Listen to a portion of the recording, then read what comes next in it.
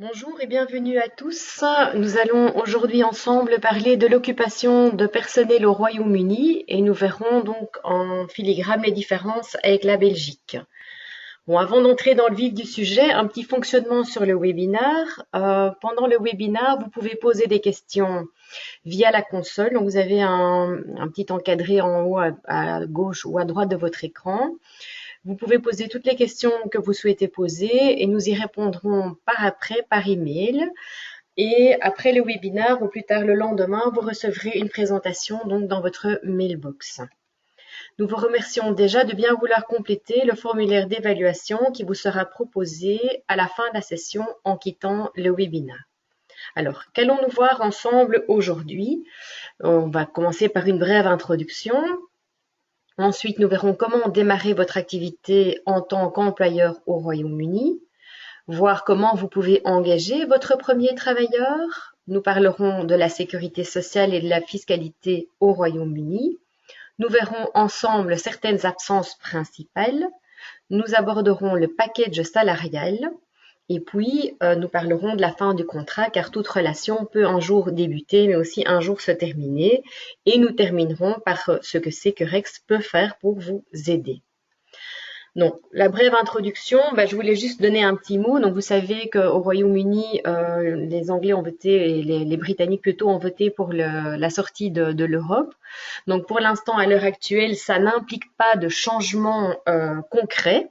Donc, toutes les données qui vous sont communiquées ici sont les données qui existent à l'heure d'aujourd'hui et qui ne tiennent pas compte de ce Brexit, qui évidemment aura une influence sur la suite de nos relations avec le Royaume-Uni. Donc, démarrons tout de suite dans le vif du sujet. Comment démarrer votre activité au Royaume-Uni en tant qu'employeur? Un petit peu de vocabulaire avant tout. Vous allez retrouver souvent les termes suivants au Royaume-Uni, pay as you earn, HMRC, donc ça c'est en fait l'administration des finances au Royaume-Uni, et NIC c'est le National Insurance Contribution, ça représente en fait la sécurité sociale au Royaume-Uni. Alors, comment pouvez-vous démarrer votre activité au Royaume-Uni en tant qu'employeur? Vous avez évidemment plusieurs solutions qui s'offrent à vous. Vous devez savoir au départ que vous n'êtes pas obligé de créer une société au Royaume-Uni si vous souhaitez vous y implanter en tant qu'employeur. Ensuite, quels sont les différents choix qui vous sont possibles? Soit d'abord une présence virtuelle. Là, en fait, c'est vraiment si vous faites un coup de sonde du marché, vous décidez un petit peu de savoir si vous avez des chances d'y développer votre activité. Et vous n'êtes donc présent que de manière virtuelle par le biais d'une adresse postale et d'un numéro de téléphone local. Alors attention ici, évidemment, ne prenez pas comme adresse postale la place plus chère de Londres parce que les habitants de la capitale sauront immédiatement en fait que c'est une adresse fictive car seules les sociétés de très grosse taille et faisant un énorme chiffre d'affaires peuvent se permettre d'avoir une adresse à cet endroit-là. Bon, ça, vous l'aurez compris comme moi, c'est une solution temporaire. Si vous souhaitez vraiment développer votre activité, vous pouvez ensuite vous implanter de manière physique au Royaume-Uni en engageant un salarié. Là, ici, vous avez deux solutions. Soit vous prenez un Belge et vous l'envoyez au Royaume-Uni, mais il connaît pas plus le marché que vous et moi, et donc, a priori, il va être moins performant pour y développer vos activités. Soit vous engagez directement un local auquel vous appliquerez la réglementation locale, ce qui fait l'objet de notre exposé aujourd'hui. Enfin, dernière solution, vous voyez que vous avez procédé peut-être déjà à l'engagement d'un salarié ou par le biais de votre présence virtuelle que vous avez de grandes chances de développer votre activité et vous choisissez de créer une entreprise au Royaume-Uni ou une entreprise individuelle ou une entreprise soumise à la TVA. Dans ce cas-là, faites-vous entourer des experts ou bien directement auprès de l'administration des finances auprès de la chambre de commerce ou d'un conseiller fiscal. Alors, quelles sont les différentes obligations qui existent pour créer sa société au Royaume-Uni? C'est assez simple dans les faits puisque vous ne serez pas tenu de fournir toute une série d'informations comme casier judiciaire, publication légale, photocopie de carte d'identité. Donc, tout ça va assez vite. On est dans un système plutôt libéral au Royaume-Uni. Vous devrez néanmoins quand même à un moment donné déterminer la raison sociale de votre entreprise, son objet social, là où sera son siège social, et vous devrez désigner ce qu'on appelle un company secretary. C'est un peu le pendant du mandataire social en Belgique. Cette personne en fait devra veiller à tenir les registres sociaux obligatoires au Royaume-Uni et devra procéder aux déclarations nécessaires auprès du Company House. Qu'est-ce que c'est ça? Ici, c'est en fait un peu l'équivalent de la banque Carrefour en Belgique, auprès de laquelle en fait vous devrez également vous immatriculer. C'est un peu l'organe centralisateur au Royaume-Uni. Ensuite, si vous voulez devenir employeur, vous devrez d'abord décider d'embaucher. Au Royaume-Uni, il est très important que vous puissiez faire la différence entre le fait de savoir si la personne que vous allez engager sera plutôt un salarié ou plutôt un indépendant, car les différences au niveau fiscal sont importantes. D'ailleurs, le site en fait de l'administration fiscale vous aide par toute une série de questions posées à déterminer si effectivement vous allez engager plutôt un salarié ou plutôt un indépendant. Ensuite, vous devrez obtenir votre pay number. Ensuite, vous devrez vous enregistrer sur le Government Gateway et puis choisir un logiciel de paie. Si vous faites l'information, vous traitez les salaires vous-même ou bien vous devrez sous-traiter à un comptable. Enfin, une fois que vous avez tous ces éléments, eh bien, vous rédigez le contrat de travail. De son côté, le travailleur lui aussi a des démarches à effectuer. Il doit être inscrit auprès de la sécurité sociale et auprès du National Health Service. Et donc, c'est en fait de ce fait de ces inscriptions, il a un numéro de sécurité sociale qu'il devra en fait vous communiquer lorsque vous l'engagerez, numéro qui apparaîtra sur son bulletin de paye. Je vous montrerai ça ultérieurement. Voilà, maintenant que vous avez accompli toutes les étapes pour démarrer votre activité au Royaume-Uni en tant qu'employeur, vous êtes donc prêt à engager votre premier travailleur.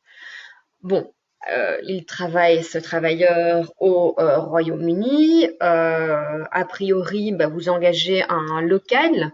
Donc, quelle législation allez-vous lui appliquer? Vous allez lui appliquer la législation britannique. Alors, évidemment, pour nous, en tant que Belges, c'est un inconvénient puisque on connaît la législation belge, mais on ne connaît pas celle pratiquée au Royaume-Uni. Donc là, faites-vous entourer par des spécialistes parce que c'est cette législation-là qui va s'appliquer. Alors, il faut savoir qu'au Royaume-Uni, vous n'êtes pas obligé de rédiger un contrat de travail. Un accord verbal peut suffire. Seulement, il faut savoir que avant la fin du deuxième mois d'embauche, vous serez quand même tenu de remettre un document écrit contenant certaines mentions. On va les voir ensemble sur les slides suivants qui sont évidemment très semblables à celles d'un contrat de travail. Donc, plutôt que de faire un accord verbal et puis un document écrit, autant directement faire le contrat de travail. Ça évite de devoir éviter d'oublier quoi que ce soit avant la fin du deuxième mois de l'embauche. Alors, parmi les mentions obligatoires de ce document écrit, on retrouve notamment le nom de l'employeur, la date d'embauche, la nature du poste occupé, le salaire que la personne va recevoir, quel est son horaire, quels sont ses congés payés, où est-ce qu'il va exercer sa mission. Donc, en fait, finalement, toutes des mentions que l'on retrouve dans le contrat de travail. Aussi, chose importante au Royaume-Uni, les procédures disciplinaires dans l'employeur. En fait, qu'est-ce que l'employeur peut faire ou ne pas faire au niveau vis-à-vis du travailleur. Alors, il faut bien voir en fait le droit du travail au Royaume-Uni tout à fait différemment de la philosophie du droit du travail en Belgique. On n'est pas dans un droit aussi protecteur que le droit belge. On n'est pas du tout basé dans les mêmes prescrits législatifs. Donc, c'est un droit du travail peu encadré. Donc, on a peu de textes au départ. Donc, du coup, ça en fait un droit essentiellement contractuel. En Belgique, vous avez énormément de lois. De temps en temps, vous pouvez mettre des clauses au contrat. Mais de toute façon, si la loi dit autre chose, votre clause ne sert à rien. À l'inverse, au Royaume-Uni, peu de lois, donc les parties, pour se protéger, en fait, prévoit au niveau du contrat énormément de clauses pour éviter les discussions puisque la loi ne les prévoit pas. Donc, malgré le fait que vous pourriez avoir un accord verbal, à l'inverse, en fait, vous allez justement avoir un contrat de travail avec énormément de pages parce que vous allez y prévoir tout ce que la loi ne prévoit pas. Alors, comme en Belgique et comme dans la plupart des pays, les deux contrats principaux, c'est le CDI, contrat à durée indéterminée, et le CDD, contrat à durée déterminée. Ce sont vraiment les deux contrats clés au niveau du marché de l'emploi. Alors, il faut savoir que depuis peu, au Royaume-Uni, il existe une réglementation qui vient un petit peu encadrer les contrats à durée déterminée. Ce n'était pas le cas avant.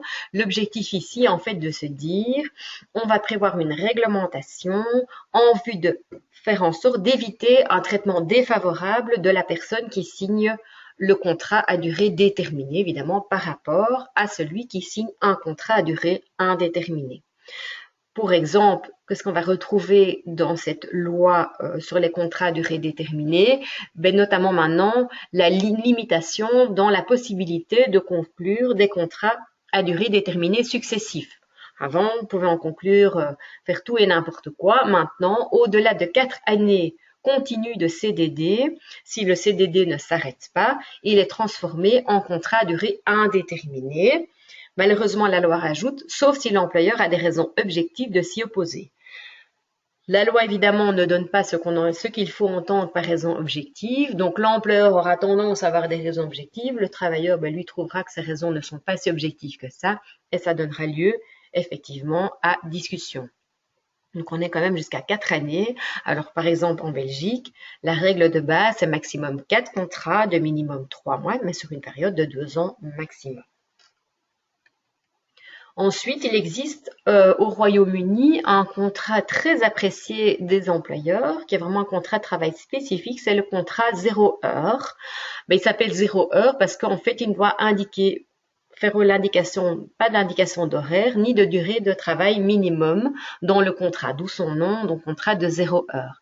Le salarié qui doit se rendre disponible à n'importe quel moment de la journée ne va être rémunéré que pour les heures qu'il a travaillées. Donc, c'est beaucoup décrié, surtout dans le chef des salariés, mais c'est très apprécié par les employeurs. Alors, autre question que vous pourriez être amené à vous poser, est-ce qu'il existe au Royaume-Uni une période d'essai? Alors, bon, eh bien, tout ça n'est effectivement pas encadré par la loi, donc ça, c'est quelque chose de très différent par rapport aux mentalités où est-ce qu'on a l'habitude de vivre plutôt en Belgique et même en France, où le droit est assez similaire au droit belge. C'est que pas de loi. Donc, on n'impose pas de durée minimum, pas de durée maximum, et sont donc les parties qui vont déterminer au contrat leur période d'essai, de même que la durée et les modalités de rupture de celle-ci. Alors, si on compare par rapport à la Belgique, pour l'instant, on n'a plus de période d'essai, mais bon, il est quand même question de changer ça et peut-être d'en réinstaurer une. Mais de toute façon, avant, quand elle existait, on devait se calquer sur la loi. Ici, elle peut être mise au contrat, mais il n'y a pas de loi qui en prévoit la durée minimum ou maximum.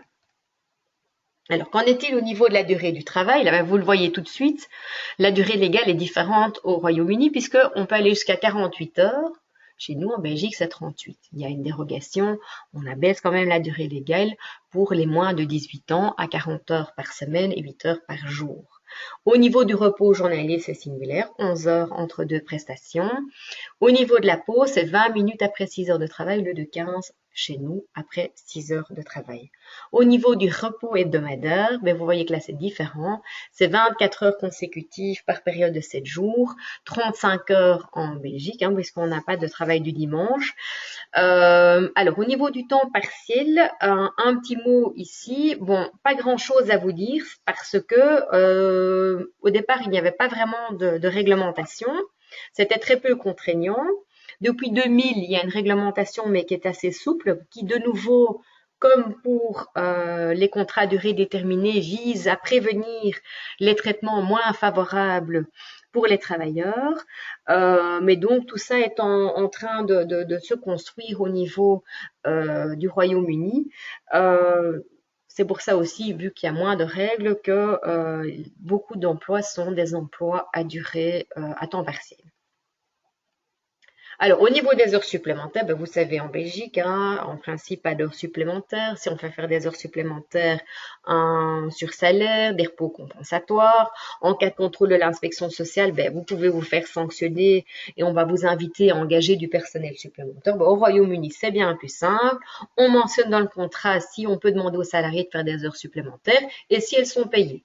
Et donc, si au niveau du contrat, on dit, ben oui, on demande aux salariés de faire des heures supplémentaires, que celui-ci accepte, mais qu'on ne prévoit pas de paiement, c'est pas la loi qui le prévoit et donc il n'y aura pas de paiement supplémentaire pour les heures supplémentaires qui seront prestées par le salarié.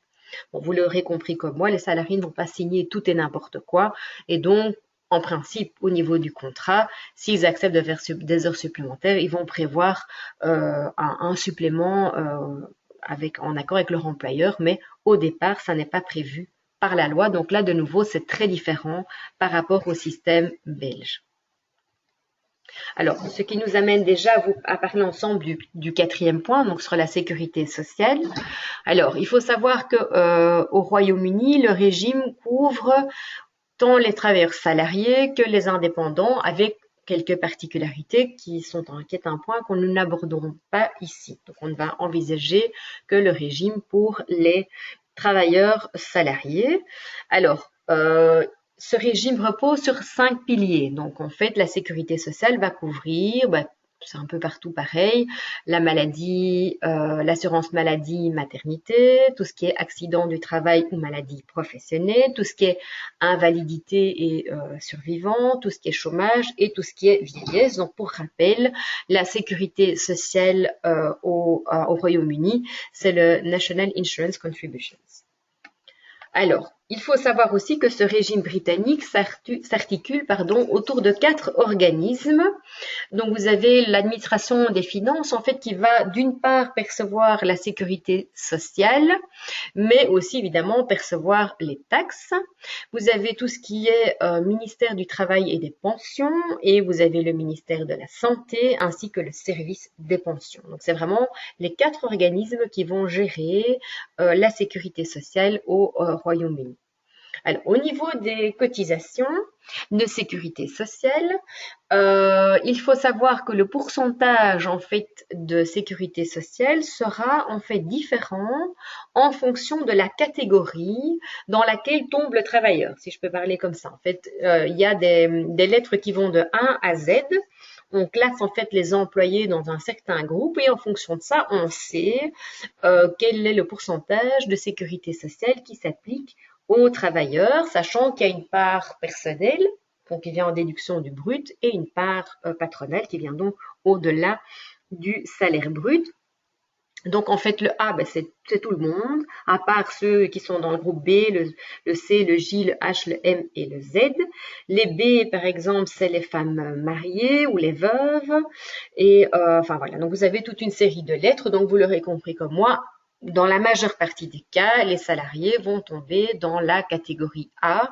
C'est pour ça que je ne vous ai repris que les pourcentages de cette catégorie. Autre différence par rapport à la Belgique, le calcul se fait en tranches. Donc chez nous, c'est 13,07% sur brut, point. En fait, au Royaume-Uni, on va appliquer un pourcentage une fois qu'on gagne un certain niveau de salaire et ça va se calculer par tranche. Donc, jusqu'à 155 livres sterling, c'est 0. Entre 155 et 827 livres sterling, c'est 12% donc du montant repris là. Et ensuite, si la personne gagne au-delà de 827, on est ici en salaire hebdomadaire, hein, sinon c'est pas assez, 2% à appliquer sur le montant et puis on additionne le tout. Donc, je vous donne un exemple. Pour quelqu'un qui gagne 1000 euros par semaine, 1000 livres sterling, vous payez donc 0 livres sterling jusqu'à la première tranche de 155. Ensuite, vous payez 12% du montant compris entre 155 et 827, soit 80,64. Ensuite, 2% pour ce qui est supérieur à 827. Et donc, ça vous fait un total de cotisation personnelle de 80,10 pour la semaine pour cette personne. Donc, c'est un peu un calcul, une démarche différente de celle que l'on fait en Belgique où nous, c'est 13,07 sur le brut, point à l'aile. Alors, au niveau des cotisations patronales, de nouveau, forcément, si on est en classe A pour les cotisations personnelles, on est en classe A pour les cotisations patronales. Là, de nouveau, il y a une partie où il n'y a pas en fait de cotisations à payer. Et puis ensuite, vous voyez que là, on fonctionne aussi par tranche, mais qu'on a, en tout cas pour la catégorie A, 2 fois 13,8%. Je vous donne de nouveau en exemple pour le même salarié qui gagne toujours 1 000 € par semaine. Vous payerez au titre de cotisation patronale un montant de 116,47 €. Alors, ça c'est pour la partie sécurité sociale. Un classement en lettres et les pourcentages en fonction de la lettre qui est attribuée aux salariés. De nouveau, pour la fiscalité, là aussi, vous allez avoir un système de classification. C'est pas vous qui le décidez, c'est attribué par l'administration des finances au Royaume-Uni qui va attribuer à chaque salarié un code fiscal, un tax code, qui correspond à sa situation et à sa tranche de revenus. Alors, chaque code fiscal contient des nombres et une lettre lettre va être fonction de sa situation fiscale. On va ici non pas de A à Z, mais de L à NT. L étant la situation la plus courante, NT évidemment étant quelque chose de particulier où les revenus sont non taxés. Et donc, la personne peut bénéficier des personnels allowance standard. Le M, c'est les personnes mariées. Enfin voilà. Et jusqu'à NT, où là, il n'y a pas de taxe à payer sur les revenus gagnés. Alors, bon, tout ça, évidemment, de L à NT, c'est très bien, mais c'est pas les plus courants. NT, le tax code le plus courant, c'est 1100 L. Donc, je vous aurais mis ici quelques informations à ce niveau-là. Et le montant des standards personnels allowance est de 11 000. C'est donc le montant annuel qui est exonéré de taxes. Il faut le diviser par 12 pour avoir le montant mensuel.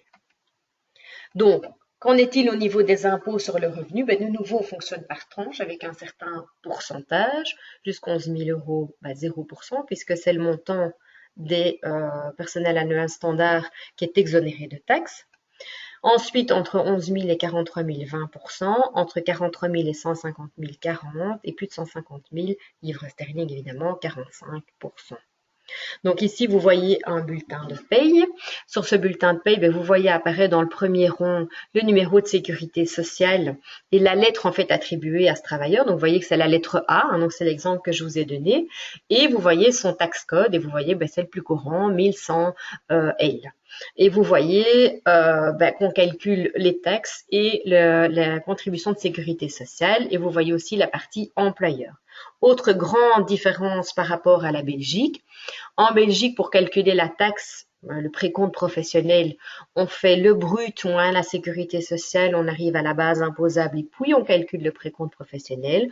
En Angleterre, au Royaume-Uni en général, on ne calcule pas ça sur l'imposable, c'est-à-dire sur le brut moins la sécurité sociale, mais les taxes sont calculées sur le salaire brut, sans déduire la sécurité sociale. Donc voilà, je vous ai parlé brièvement de tout ce qui était sécurité sociale et taxes. Abordons maintenant quelques absences principales au niveau donc du Royaume-Uni et leur traitement. Au niveau des congés payés, comme en Belgique, 4 semaines. L'employeur est en droit de choisir les dates. A priori, en Belgique, c'est le travailleur qui choisit ses dates et ensuite l'employeur dit s'il est d'accord. Mais bon, voilà, c'est un peu différent. Le salarié reste payé à son taux normal pendant qu'il prend ses congés. Et en cas de rupture de contrat, il aura droit à une indemnité compensatrice pour les jours de congés payés qui n'ont pas été pris. Au niveau des jours fériés, c'est assez similaire avec la Belgique, mais il y a 8 jours au lieu de 10. Vous avez par exemple le vendredi saint que nous n'avons pas en Belgique. Vous avez un jour d'été, en fait, qu'on n'a pas en Belgique. Vous avez aussi le jour de mai et le jour de printemps. Le jour de mai correspond en fait à notre fête du travail, c'est le 1er mai. Et le jour de printemps, il tombe à des périodes un peu particulières. On pourrait dire que ça correspond à notre jour de l'Ascension, même si ça ne couvre pas exactement la même date. Vous avez aussi au Royaume-Uni, c'est les jours de Londres ici que je vous présente, il peut y avoir des disparités régionales, le 26 décembre qui est la Saint-Patrick que nous n'avons pas en Belgique. Mais nous, en Belgique, Nous avons aussi forcément la fête nationale, le 21 juillet. On a aussi le 1er novembre et le 11 novembre et le lundi de Pentecôte. Alors, que se passe-t-il si un jour férié tombe un week-end? La législation prévoit un jour férié de substitution, généralement le lundi qui suit la survenance du jour férié. Alors, que se passe-t-il maintenant si un travailleur tombe malade? Il faut savoir qu'il recevra des indemnités de sécurité sociale, mais à partir du 4e jour. Les 3 premiers jours sont des jours de carence. Alors, les indemnités journalières donc de sécurité sociale sont à charge de l'employeur pendant une durée maximum de 28 semaines. En 2015-2016, je n'ai pas les nouveaux montants, c'était fixé au niveau hebdomadaire à 88,45 livres sterling, sachant aussi que ces indemnités sont soumises à l'impôt. En cas de congé de maternité, la durée est fixée à 39 semaines.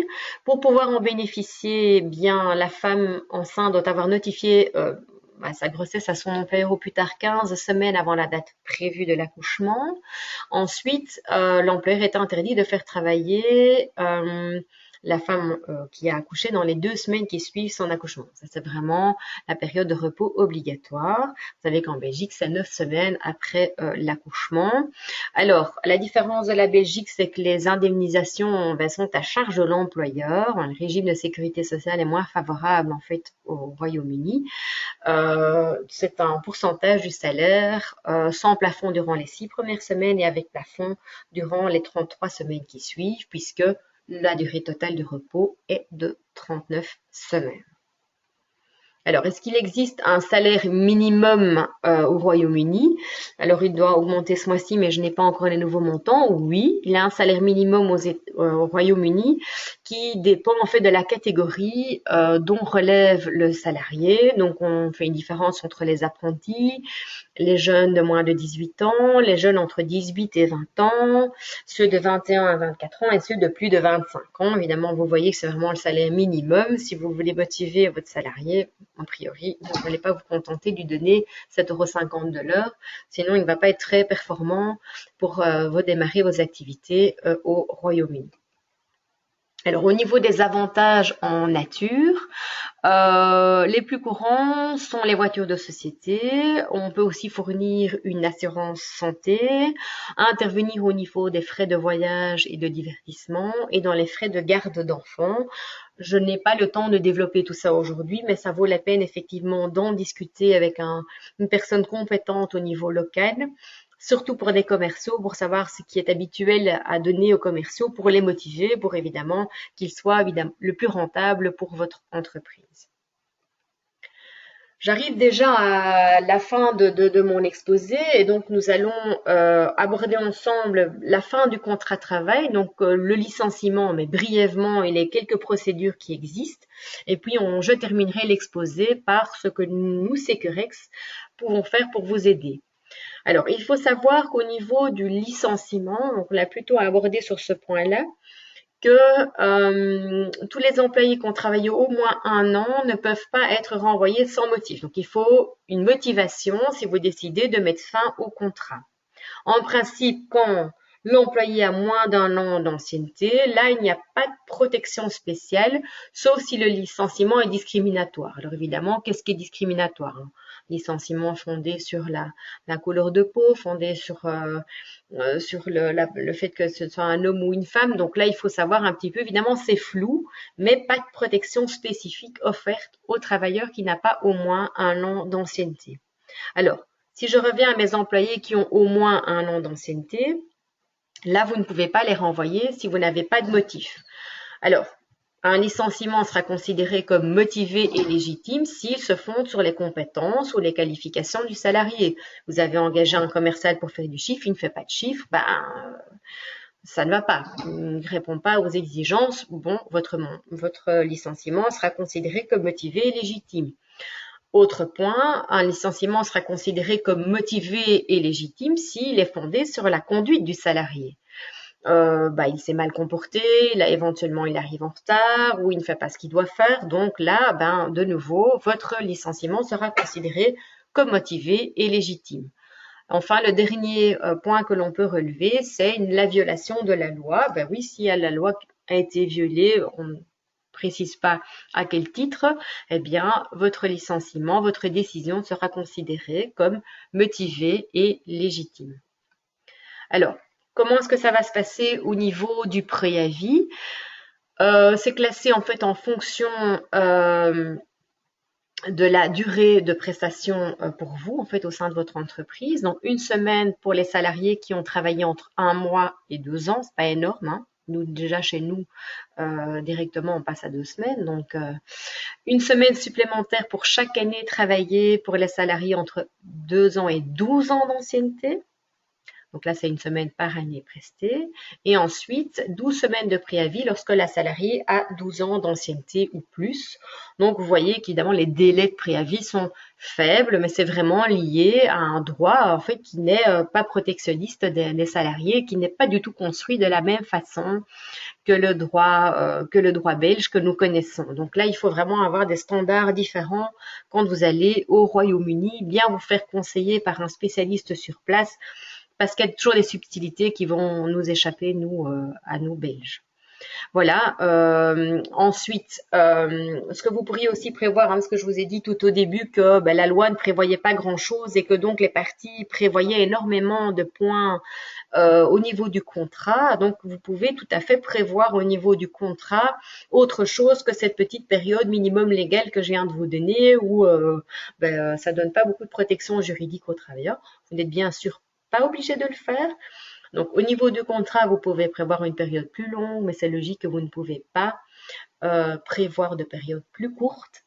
Il n'y a pas de formalisme particulier. On ne dit pas que ça doit être un recommandé. On ne dit pas quand ça démarre.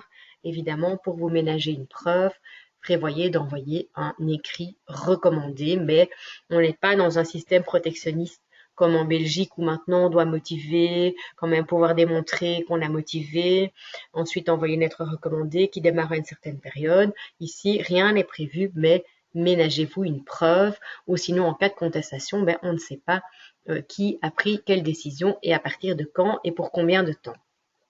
Alors, en cas de litige, évidemment, vous pensez bien qu'il peut y avoir des litiges.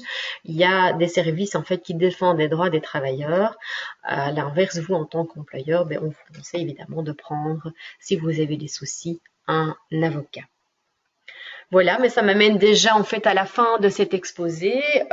Si vous avez l'intention de démarrer votre activité aux États-Unis, ou bien vous êtes déjà au Royaume-Uni, pardon, ou bien vous êtes déjà présent au Royaume-Uni et vous avez des questions, sachez que notre équipe internationale se tient à votre disposition. Vous pouvez nous contacter. Donc, je vous ai laissé ici à la fin des slides les coordonnées de Yu Tung Chu, qui est notre Sales Account exécutif et qui donc répondra aux questions que vous voudrez lui poser. Je vous remercie déjà d'avoir suivi ce webinaire. Je vous rappelle de ne pas oublier en fait de remplir le formulaire d'évaluation qui va vous être proposé en quittant donc le webinaire. Je vous remercie pour votre attention et vous souhaite une belle journée. Au revoir.